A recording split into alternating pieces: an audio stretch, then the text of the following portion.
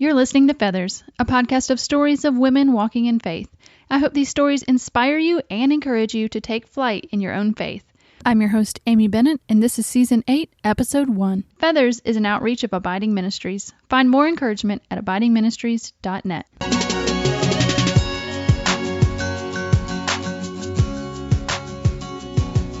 Well, hey, friend, and welcome to Season 8 of Feathers. Can you even believe we are on Season 8? It just blows my mind.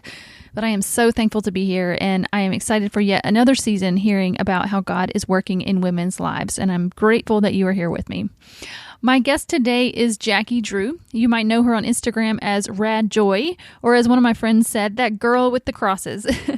Her and her husband have a business creating surrender crosses, and I'm going to let her tell you all about them, but they have an incredible story of how her and husband began selling these full-time together, and I am just so excited for you to hear it. So let's get to my conversation with Jackie. Well, hey, Jackie, and welcome to Feathers today. Thank you so much, Amy, for having me here.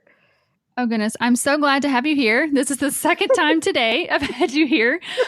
Technology has not been our friend this afternoon. And so we've done a little bit of this already, but I'm glad to have you here. So why don't you introduce yourself to the folks that are listening? Tell us about your family and what you guys do. Okay, sounds great. So my name is Jackie. My husband, Rick, and I have been married for 15 years. We just had our 15-year anniversary last month. And we have 3 kiddos. Our oldest son, Javid, it's like David with a J. He is in 4th grade. He's 10 years old. And then our second child, Charlie, she's our daughter that's in 1st grade. And then our third is Riley, and a girl, Riley, and she is 3 years old. So that is our family. And then my husband, Rick, and I also own a business called Rad Joy. And that is what we're going to talk about today. Yes. And I'm excited. But first of all, and I said this the first round that we were talking, and I got to say it again. I just love that name of your son, Javid. Tell me more about that. Okay, so I was a teacher before I had kids. And so every time you had a name, I had a child in my mind. And so I just kind of wanted something fresh and new. And so I was looking in a baby book and found the name Javid. And my husband had always liked David, and I always loved the name Jacob. And so we were like, this is kind of a combination between Jacob and David.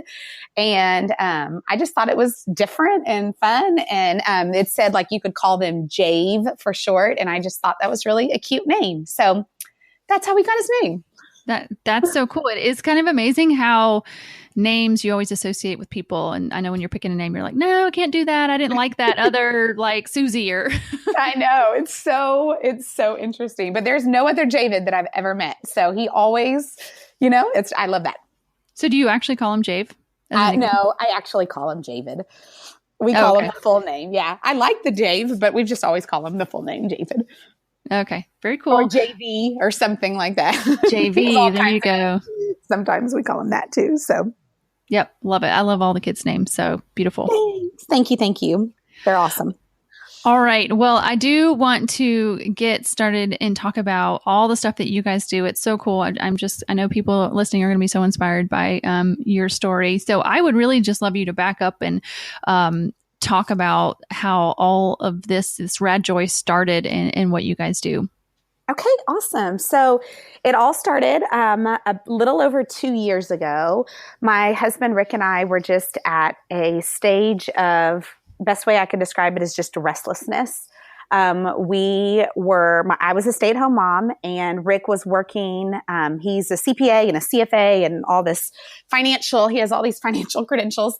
He was working in the oil and gas industry, and the oil and gas industry was not doing well at that time. And it was just a very hard time. And so I started praying. It was probably October or November of 2 years ago. I started praying that God would open the doors widely or shut the doors loudly. And I just wanted his will for us to be so evident that I wanted to go where I was like, I don't know where we're supposed to go, but I just want it to be where you want us to be. And so I just kept praying that prayer over and over again. Just open the doors widely or shut them loudly. Let it be really evident. So that was, like I said, that started in like October, November. In February of that next year, which was the, 2016, he started making what we call a surrender cross. And a surrender cross is, it's a wooden cross that he hand makes from reclaimed wood. And the purpose of the cross is that you nail your burdens to it. And it's just a physical and tangible way to surrender. And just so people can get sort of a like picture in their mind, they're what? Yeah. Like 18 inches, 2 feet? Yeah, about 10 by 18 inches is our standard size.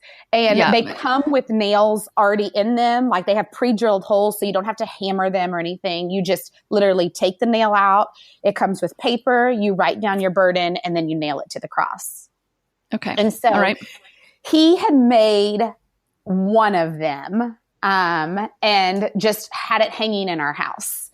And I had never used it. Why? He just like, he just came up with this? Yeah, he did. I mean, literally, I would say it was divinely inspired. We were sitting in Sunday school and one morning, and we were trying to find a gift for our pastor. And we were like, what do you get a pastor? Because they have everything, you know, but we wanted it to be, one of our pastors was leaving. And so we wanted it to be meaningful. And I mean, like I said, it's just divinely inspired that we had some wood in the garage. And so he's like, what if I made him this cross? And he thought of the idea. Okay. And so he made it for them. And that actually was a little bit before that, but he made that and then never really did anything again. And then he made another one and put it up in our house. And so we just kept it in our house. I never used it. I just was like, oh, it's really pretty. And, you know, it's just kind of was more of like decoration. And obviously it's a cross, so a reminder of Christ. And, but one morning I called him and just like, I was just really struggling, like I said, with this restlessness. And it was kind of overtaking me a little bit. And I called him at work just crying. And he said, after he listened, he said, can I make a suggestion for you? Will you go nail those to the cross?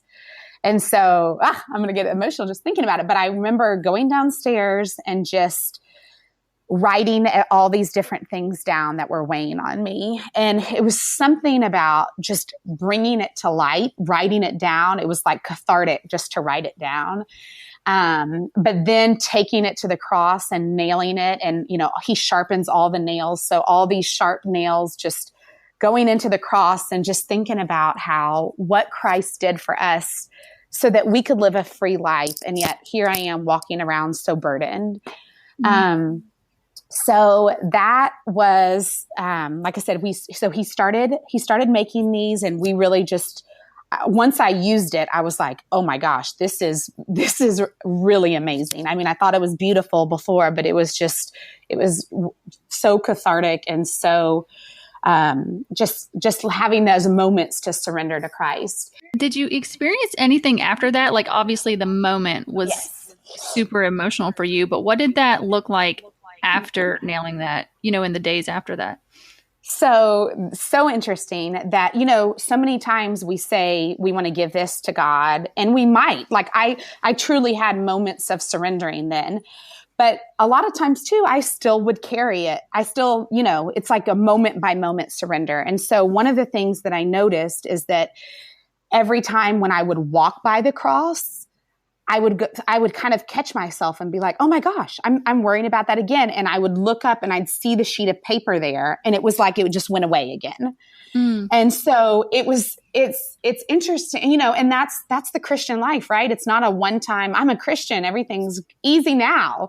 It is day by day, moment by moment. And so, yes, there's the moment of surrendering, but to me, it's also a continual surrendering, because you're letting it, you know, truly letting it go. Every time you see it, it's like, oh, I know, this is just reminding yourself that he died for you.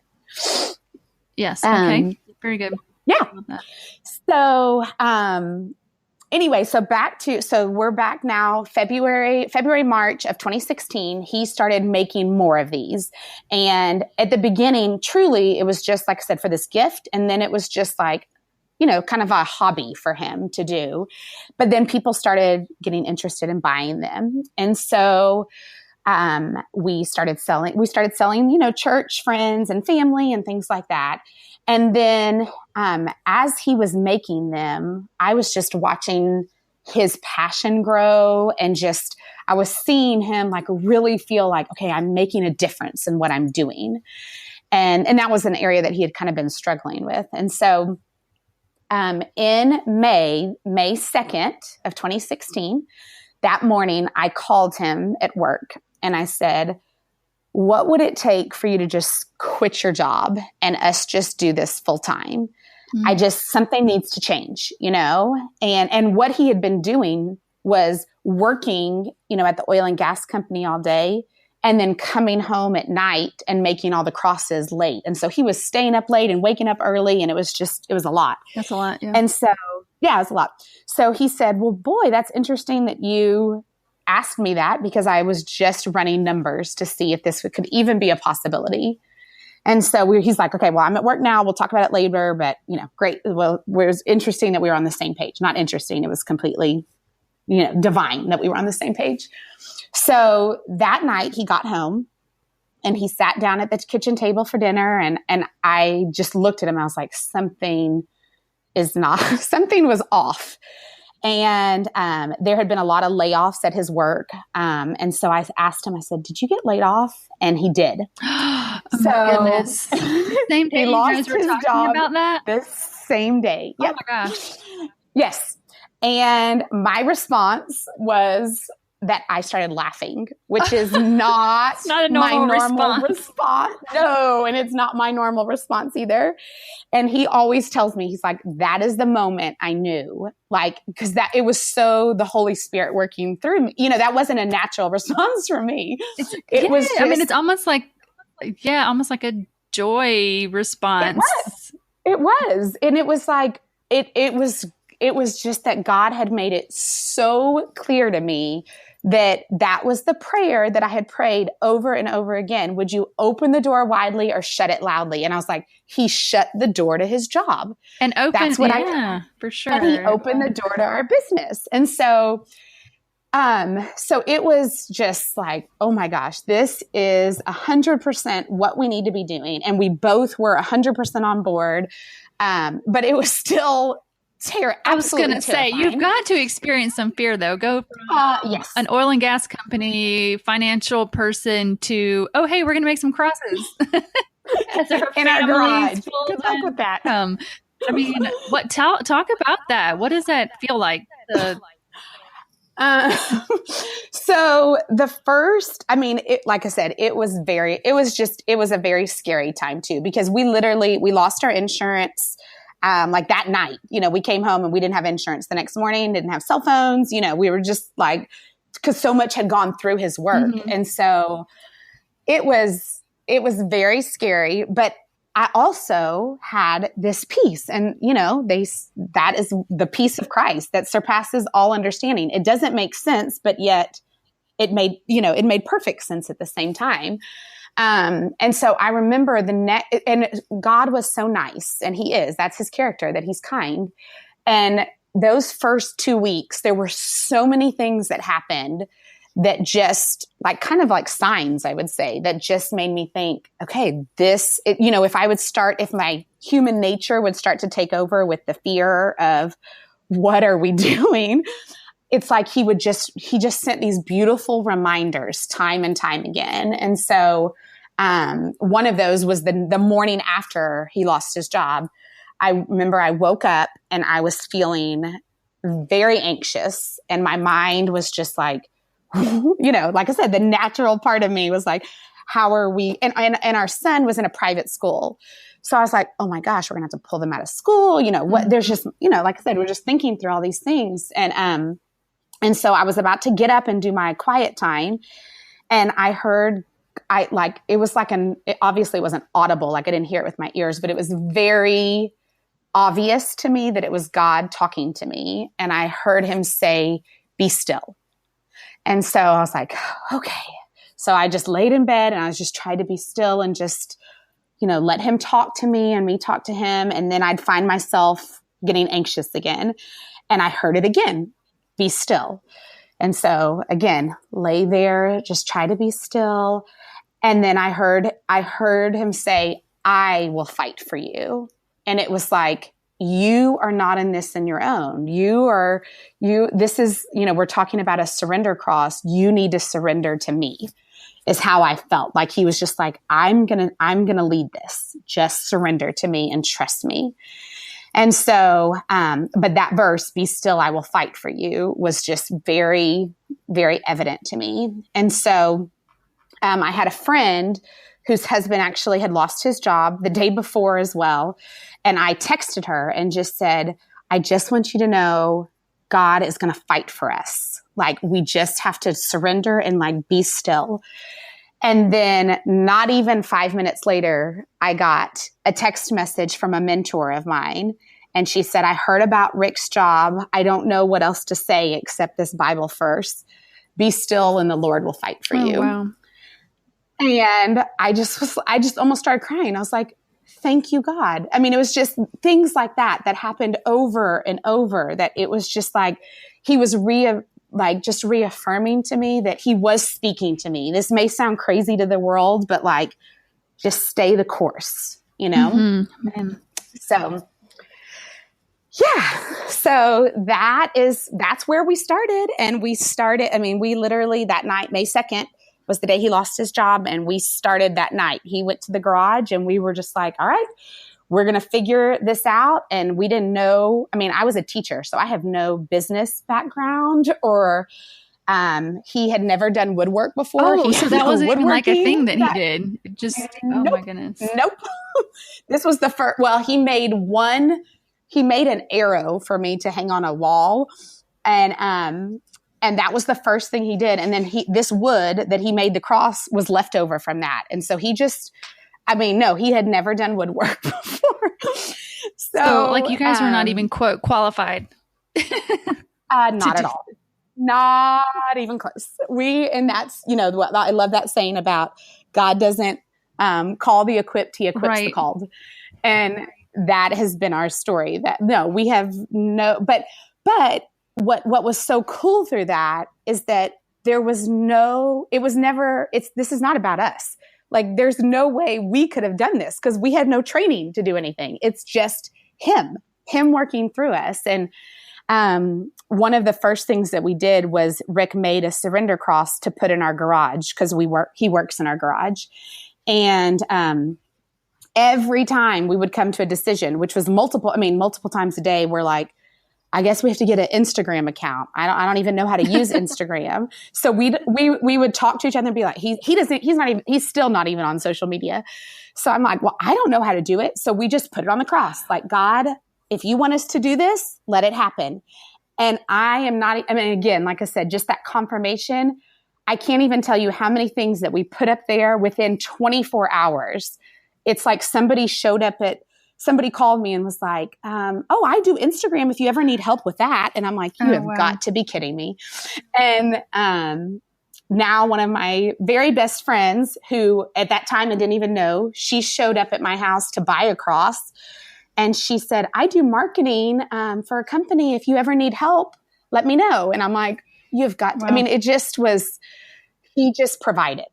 It was all him. So that is incredible. And just to see how God had his own plans and his own people to hire and to bring along. Yes, that's so amazing. Was there any sort of like tipping point, I wonder, for your business where, I don't know. I don't know the answer to this, so I don't know if you might say just no, but like kind of tipping point where things kind of grew.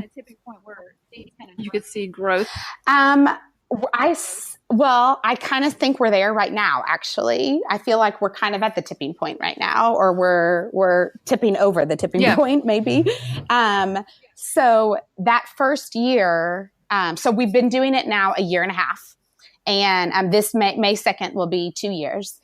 And that first year truly was us learning. I mean, we're still learning. Obviously, to the day we die, we'll be learning. But it was like a crash course in us surrendering ourselves. We started in May. In November, Thanksgiving morning, my husband had been feeling sick for several months and ended up having Thanksgiving morning. We got a call from the doctor that he needed to go to ICU, and he had a bunch of health concerns. And so that was one portion of it. We had a lot of just things with extended family that were really hard to deal with that we had never really encountered before. It was just and I felt like every area of our life, surrendering our finances, we had no clue what was going to be happening. So that whole first year, like I said, was just us surrendering health, finances, relationships, all kinds of things. But just in the past, probably, like I said, probably 5 or 6 months, I feel like there has just been a lot more growth.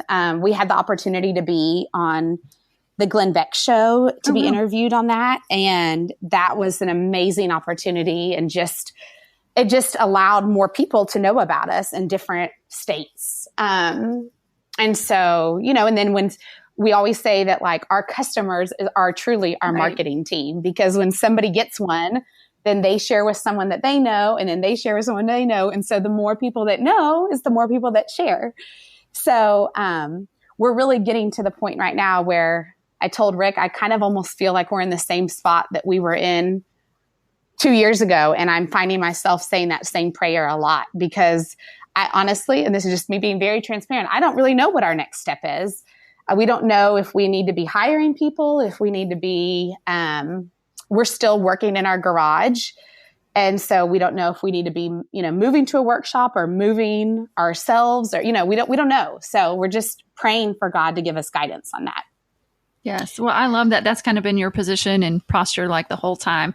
But I love what you talked about. And I just want to go back to that for a minute, is that first year was so much of surrendering. And I think one of the things that is a misconception sometimes is that as we take these leaps of faith, then we just think it's all going to be easy sometimes. Yeah. And that really, the more I talk to people, that's really not the case at all. In fact, it opens up a lot more really question marks and problems, it seems. I would agree with you. And it's interesting because Rick and I were just talking about this, that even just us trying to talk to each other, it's like how many things happened to get in our way to just have a conversation. Right. You and I today. Yep. Yes. Yeah. But Rick and I, so we, on Monday, we're supposed to go talk at the moms group that I used to be a part of. We're going to go talk about marriage and all of that. And we haven't had this opportunity really. We've had an opportunity to be on a panel, but it's just going to be us two talking. And so we've been talking about how God, the devil, there's nothing more than the devil wants to attack. One, I believe, is marriage. Mm-hmm. And two, people trying to spread the name of Christ. And so every time before that we're going to go speak about something, or right before Glenn, when we had that big interview, we had a big order that we were trying to fulfill, a conference that we were going to. It's just the devil. There's just been so many attacks, spiritual attacks, we feel like. And yes, nothing but easy. It's almost like, I don't know. It's just, it's scary to be doing what you be being bold in Christ's name. Because like I said, the devil doesn't like that. Yeah. It's just like you're getting tripped up, and you have to just keep persevering. You have to keep persevering. And it's not, this is, I've talked about this many a times, that us doing this business of helping people surrender, it is mainly for us, because it's something, both my husband and I are very much type A type of people. And, so it's like we're learning right along with everybody else. It's not like, oh yeah, we have it figured out and we're teaching other people. We're right there with them, with everybody, learning how to surrender and seeing the joy that can be found in surrendering, despite what the circumstances are, despite what the world says you should do. But just following what Christ wants you to do. So tell me about, and I'm sure you have a lot of stories that you could share, but tell me what this has meant to your, I don't want to just say customers, because I'm sure they're a lot more to you than the people that have your crosses now, the stories that have come back to you. What is that? What difference has they they've seen in their lives?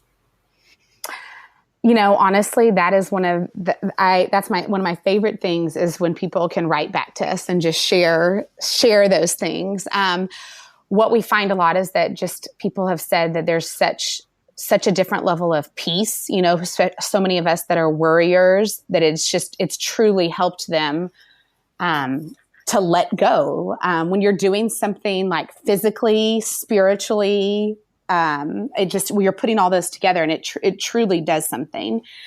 But we've also had, so one thing I didn't share about is, so every cross before we give it to the person, our customer, or if it's a gift for somebody, we pray over the cross. And, like I said, we have 3 kids, and we want to get them involved in things as much as possible. And so they actually write down different words on a sheet of paper, and we will blindly choose one of those words and pray that over the person who's receiving the cross.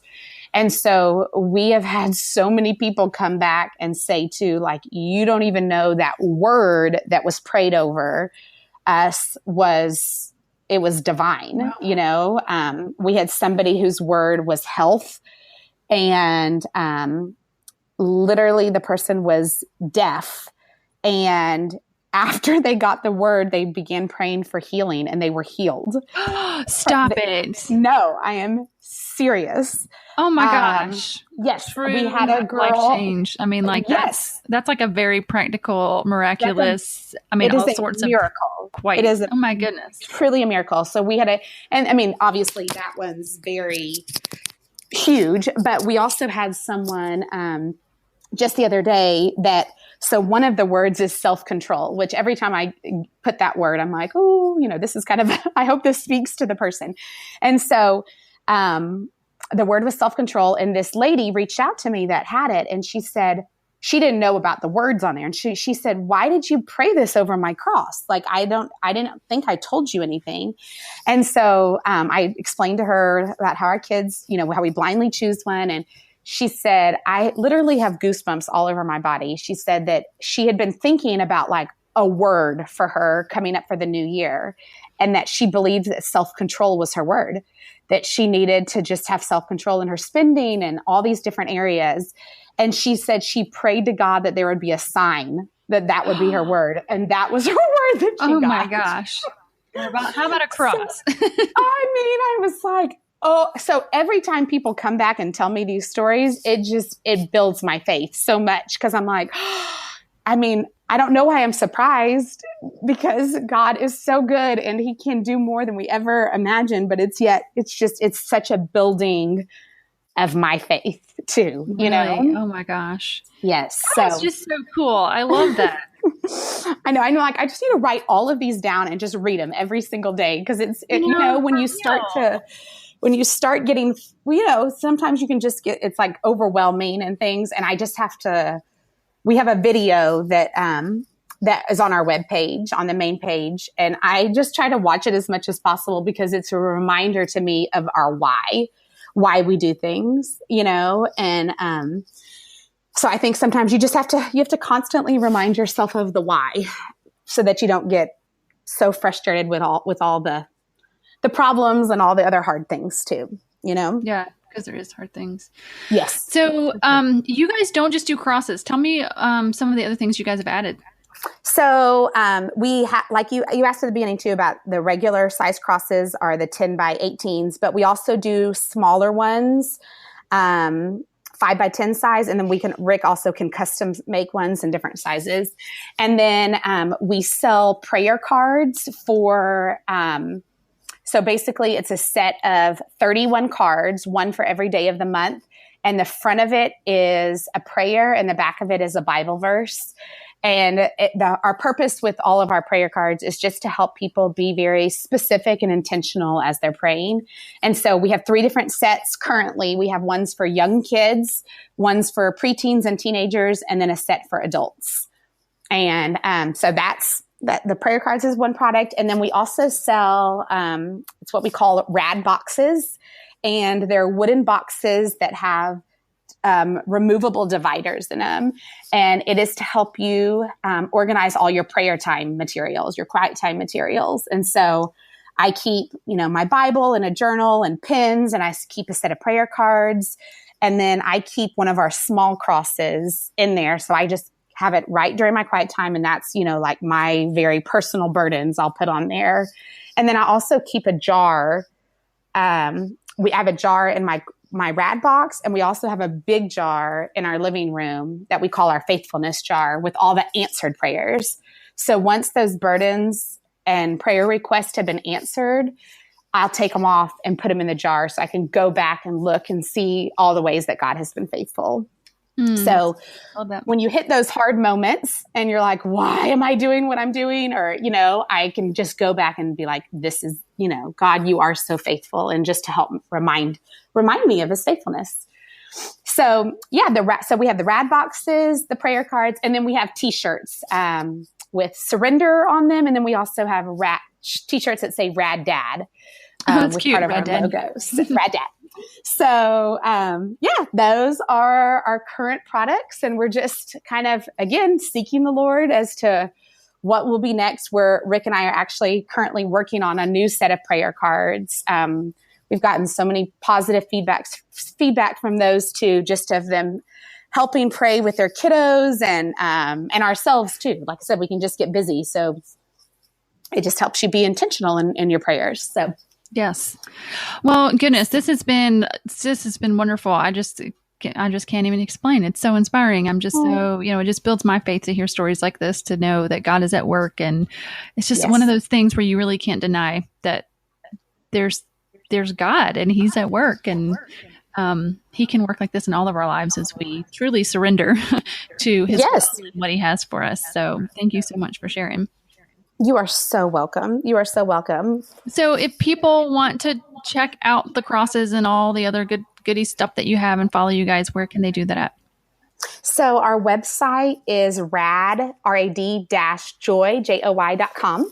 And that is our primary way of selling. We have an Etsy shop, but we use our website the most. And then we're on Instagram and Facebook and Pinterest and Twitter, and we're working on my goal for one of my goals for 2018 is to really work on Pinterest a lot more too. But so you can find us on all of those. I believe we're just Rad Joy or Rad Joy Surrender on those.